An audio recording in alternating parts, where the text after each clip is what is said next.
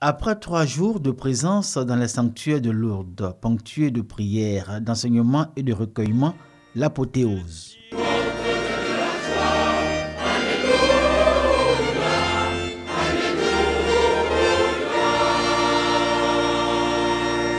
C'est une foule immense de chrétiens qui a célébré à la prairie l'Assomption de la Vierge Marie. Dans cette multitude de chrétiens venus des 4 coins du monde, on pouvait remarquer la forte présence de pèlerins ivoiriens partis vivre à Lourdes cette relation particulière à Marie, la Mère de Dieu, dans son rôle d'intercession incomparable. Nous puissions jeter un coup d'œil, un œil de compassion sur nos frères malades, nos frères handicapés, qui ne peuvent pas se prendre en charge, qui ont besoin que quelqu'un les aide.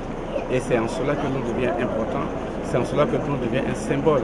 Éloquent témoignage après 4 jours d'accompagnement personnel et d'écoute de Dieu. 4 jours à l'issue desquels ils peuvent maintenant proclamer leur conversion. Le premier objectif de Marie.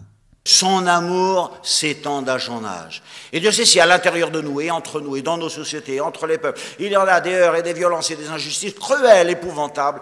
Mais nous devons dire et affirmer et montrer par nos actes, par notre parole, le plus pauvrement, le plus simplement du monde, et malgré nos petitesses, nos faiblesses ou nos égarements, que sa miséricorde sera victorieuse. C'est la seule chose que nous avons à dire dans notre foi.